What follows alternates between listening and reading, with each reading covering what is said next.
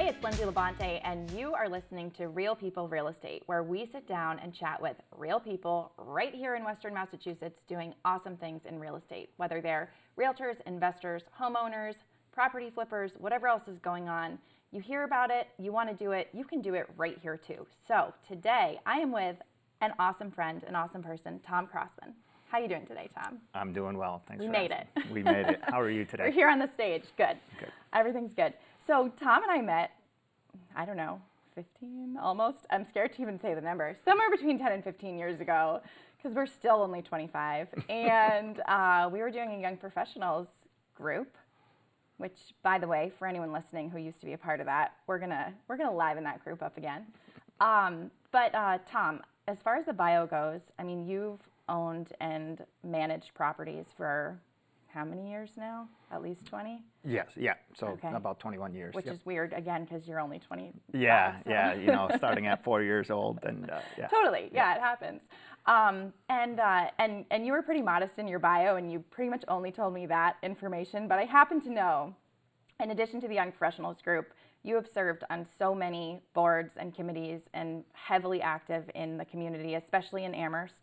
You coach now, is that correct? Right now, I'm not coaching, Okay. but I am the announcer for Okay. youth and varsity football.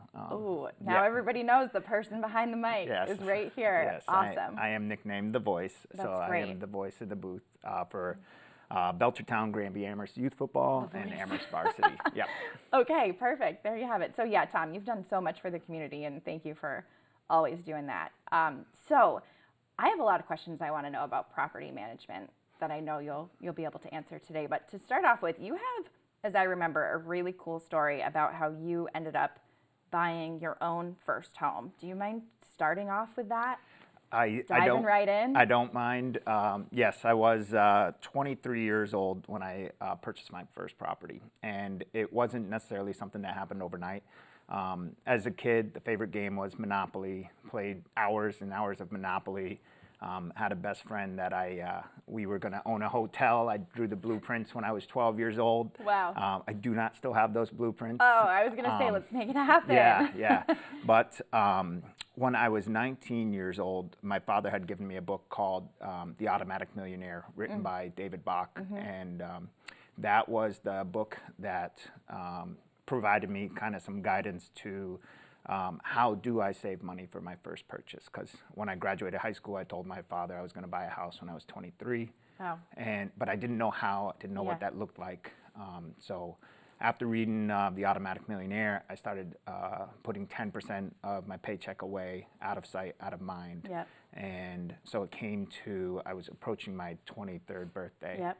And I didn't start with anything like the last home I was going to live in. I started with the first home I was going to live in. And so that was a 2-bedroom, 1.5 bathroom condominium in Greenfield. Okay. Yep. And it was close to Greenfield Community College and 91, which was going to work well for me. So I went to the closing. I was putting 5% down on, at the time, $91,500. Awesome. Yep. And I was just thinking while I was going to this closing, I'm spending $10,000. How did I get to this $10,000? And I was working in a warehouse, and in that warehouse, we were compensated per the pieces that we moved. Yeah. So I was getting 10 cents per case. Wow. So I was thinking, working the math, Wow. and 10 cents per case means that to come up with $10,000, I had to move 100,000 extra cases to put that money aside. Wow. And then one case, on average, weighed about 40 pounds. Oh my gosh. So I moved 4 million pounds to buy this entry-level condominium. Wow. And not a lot of people think I can lift 4 I was going to say, million let's see those muscles. Come on. Yeah. So that's just, that was the gravity to that experience of purchasing my first condominium, going to the closing, thinking that I had to move an additional 4 million pounds for That's amazing. For that first 10,000. I bet that check probably felt like 4 million pounds too, because it did. It's a big check to write when you're 23 years old. Yeah. That's such a good. And so that was the first purchase, and not the last. But as I continue to navigate the world of real estate, I don't forget that's how heavy that $10,000 weighs to me. So Wow, that's amazing. How important do you think that first purchase has been to expanding the rest of your real estate ventures? So it's critical, it's important, but also the feeling that a first-time buyer gets when they make that first purchase. Yeah. It's hard to describe, so I'll do the best I can. But basically, it is a sense of ownership that you feel with your entire body, because now this is your property. Yeah. This is your acquisition. You can choose the paint colors. You can choose the flooring. Yeah. You can choose the countertops, so on and so forth. Yeah. And so, yeah, that first purchase, it's amazing. Like the minutes leading up to the closing feel like they could be Unreal. hours, or it could Yeah. feel like seconds. You're just so excited, and Yeah. the emotions are going. And then you get the purchase, and that's when the lessons begin. And you start to learn. And the reality sets in. Yeah, the reality sets in, the lessons start to unfold, and you learn, and along the way I've tried to approach it that there are costly lessons and experiences, and my psychological approach to it is winning and learning, and trying to learn, what's the lesson that I get out of this experience? Like, Yeah. oh, I overlooked something that I could look out for next time, Yeah. and be mindful, or budget a Yeah. little bit better, Yeah. so I'm not scrambling for Yeah. funds to cover Right. repairs and maintenance and stuff like that. What is the biggest, or not biggest as in most expensive, but the most common? So you've owned properties, and you've managed them. So all of those phone calls that you got one as we were about to sit down, right? So they come in, Yep. stuff happens. Yep. What's the most common repair item or maintenance request? That's a terrific question. I think it's something that's usually we're able to troubleshoot over the phone, which is tripped GFCI or something of that nature. Okay.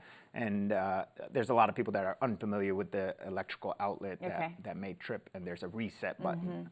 Maybe that's a common one. We do get the clogged toilets. I was going to say, I thought you were going to say clogged toilet. We hope. Oh, those are the ones that, yeah, they are embedded in people's minds, because you don't know what to do, because you think you're using the toilet in a regular fashion. Yeah. But then, a tenant may not realize that flushable wipes aren't actually flushable. I knew our conversation was only going to last about 2 minutes before we started talking about silly things. Yeah, so. yeah. So so those are some of the things, but there's ways to troubleshoot some of that over the phone, Yeah. and then sometimes you tap into your network, and Yeah. and you have some of your technicians go and take a look at the problem. What about preventative maintenance? Whether you own a home and it's your own house, or you own it and it's a rental property. If you could at this point come up with a blueprint of, here are the 5 things I would suggest homeowners always do to try to avoid needing future repairs, based on your experience, and it doesn't have to be 5 because I'm totally putting you on the spot. Yeah, that's fair. Anything that jumps to your mind. Yeah, so I grew up within the industry doing property management and maintenance. And as a maintenance technician, one of the things that I think about often is, something as simple as lawn care, and minding the thermal envelope, or the building structure itself, and Yeah. making sure that you're not letting things grow into the siding, and that Sure. would pull away the siding, or start to impact the integrity of the building. Yeah. So that's probably the first thing that jumps into my mind.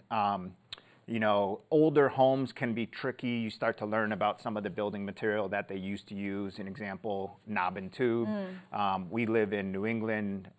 There is a substantial amount of history to the part of the world that we live in, and some of the older buildings are still perfectly functional, Yeah. well maintained, but it's also some older stuff that is slowly decaying. Yeah, so right. knob and tube is Yep. the electric that comes to mind. Yep.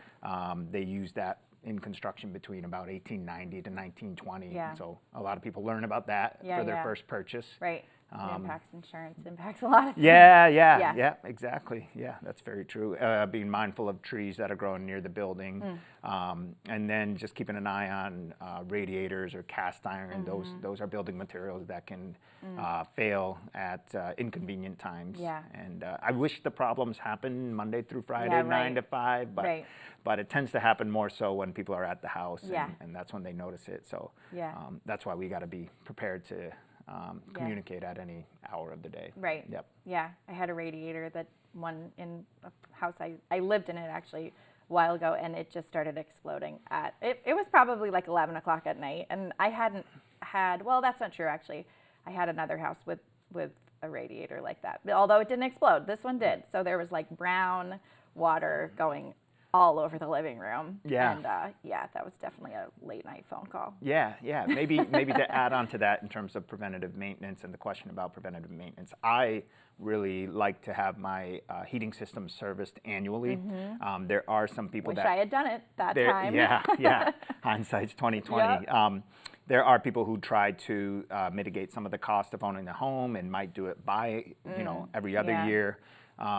Me personally, I like trying to keep the systems running efficiently. Yeah. And there's one thing that an Irish client used to always say is a ounce of prevention is better than a pound of cure. So thinking like if we can just do the annual maintenance. Also in New England, we have a lot of septic systems and wells and stuff like that. So maybe clearing the septic system every year or every other year, depending on the intensity of the use. Yeah. So those things. And if you are planning on doing it, you're budgeting for it. Yeah. It's easy to anticipate the cost, and it's much easier to anticipate the cost of the service. Yeah. For standard maintenance versus the service for the after hours phone call. Yeah. So, Yeah.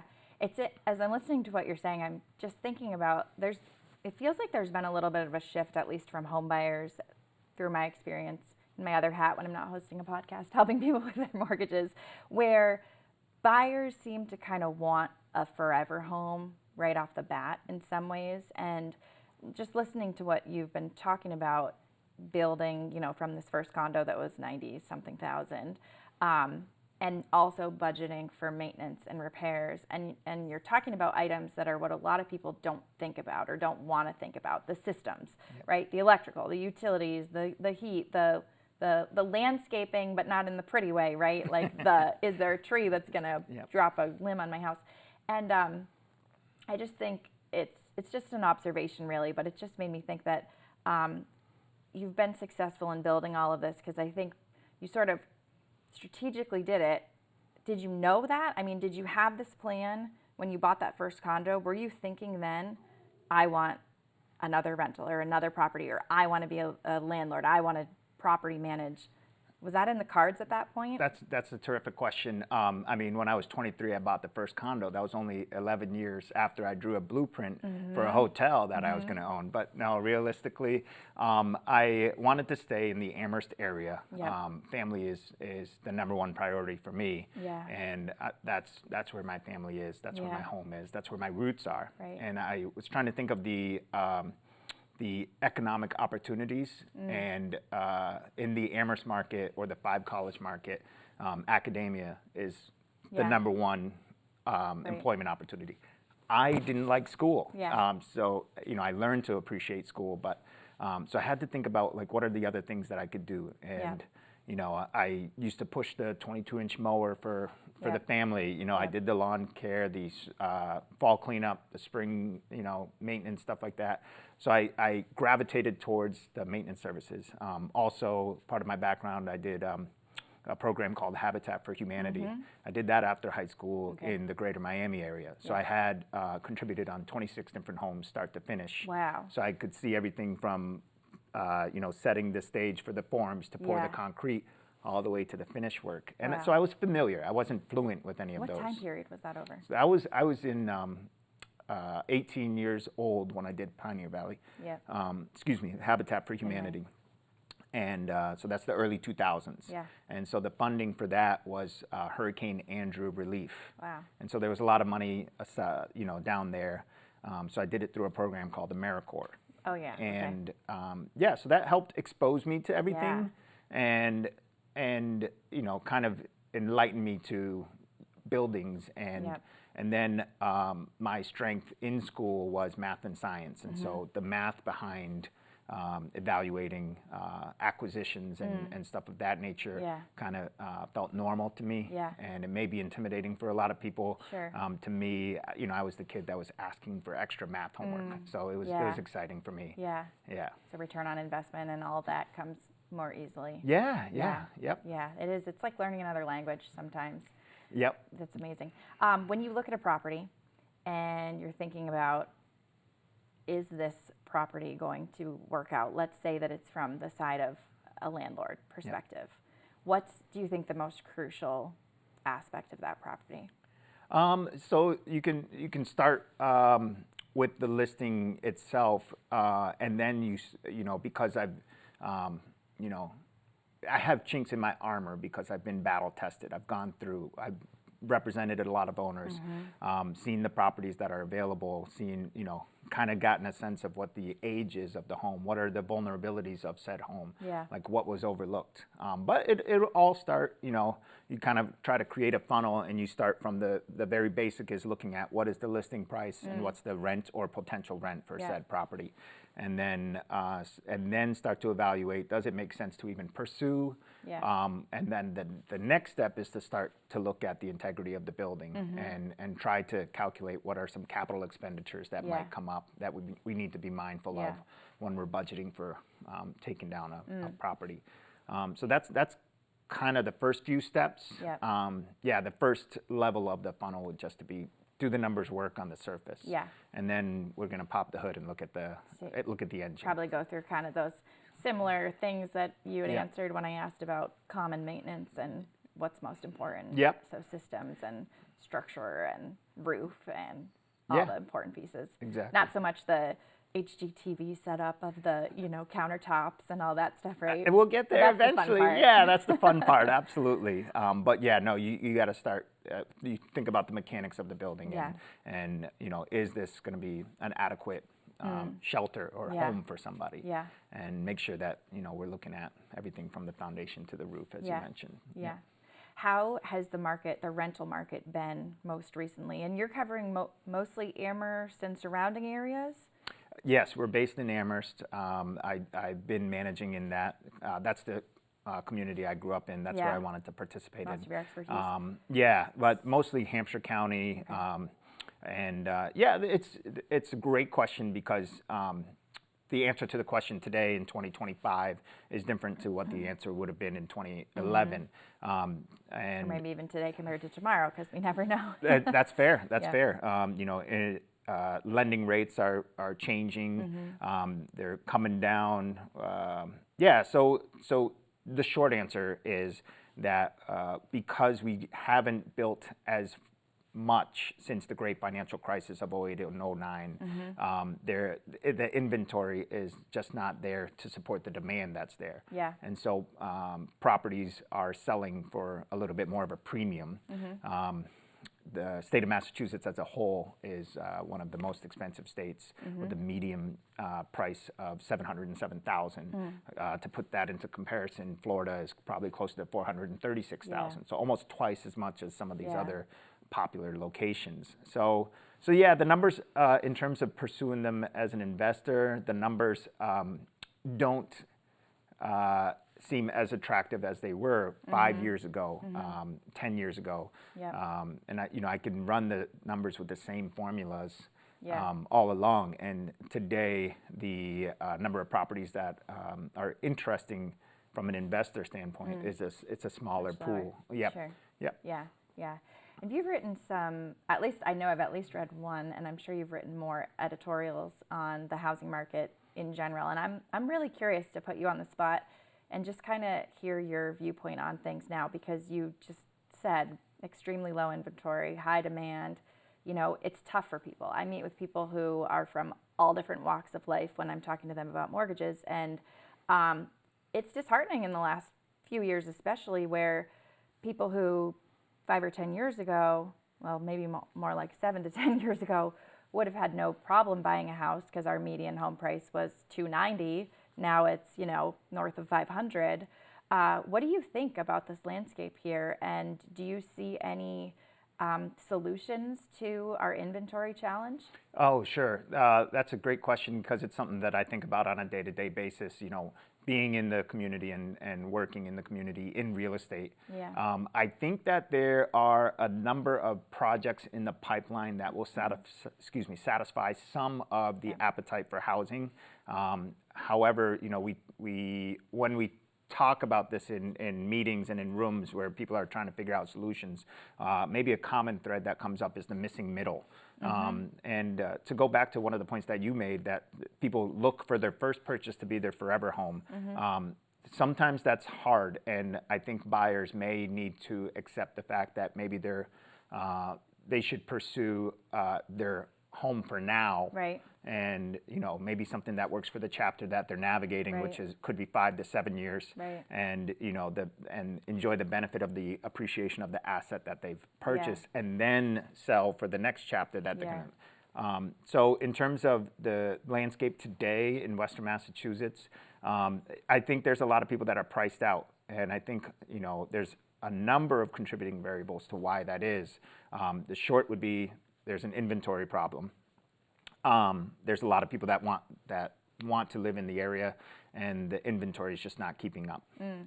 So that's a supply side issue. Right. So I think some of that will get resolved over time. I think in conjunction with that, we're also seeing people who really appreciate what Western Mass offers, and so they may be migrating to Western Massachusetts from higher priced markets like the Boston, the New York, and what have you. And so for them, a $500,000 property like a drop in the is bucket. the down payment. Yeah, they're like, I'm ready to put $500,000 down and get a $2 million property or something of that nature. So we're getting, because it's such a desirable area to live and raise families in, we're getting those competing variables. And then the last variable that I would throw out is the what does the gray tsunami look like, and the baby boomers that are retiring and or selling properties, and or the unfortunate thing is passing away, and what happens to their property, and then the people who inherit that,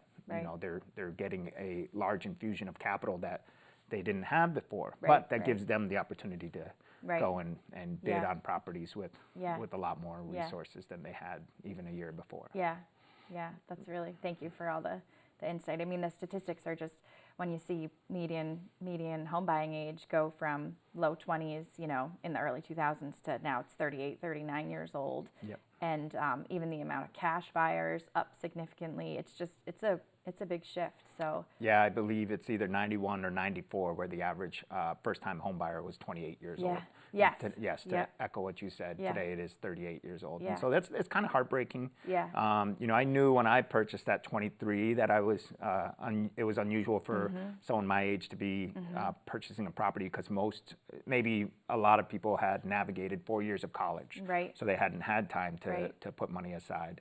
But yeah, it is a little disheartening, and the nerd in me looks into like the numbers and how there should be a correlation between the jobs that are available and what they could afford with the salaries that they're getting paid. And right now there's a distortion between what the median price is and then what the employment opportunities are here. So it's a little bit heartbreaking.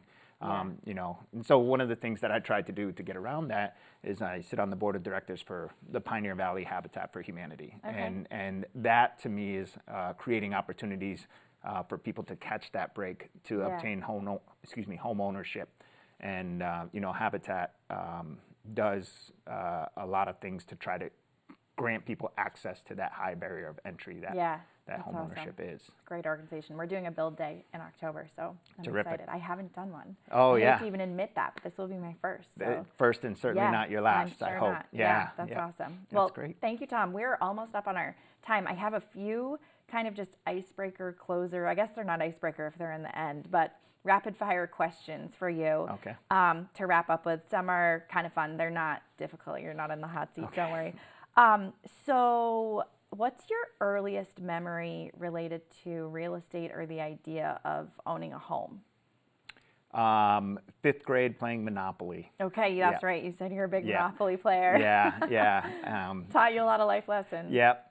And I had grown up in a single family home, but situations had pivoted that I went to foster care, 2 different foster homes, and then subsidized housing. So I had already been exposed Wow. to living arrangements Yeah. and getting familiar with all of the other opportunities versus Sure. just growing up in a single family house. Yeah, So, yeah. Yep. Wow. What's one thing that you wish more people knew or understood about home ownership? Good question. Rapid answer would be the cost of the services that go into it. And when you hire a plumber, you're not just hiring somebody, you're hiring somebody that has studied Yeah. plumbing, and they have devoted, Right.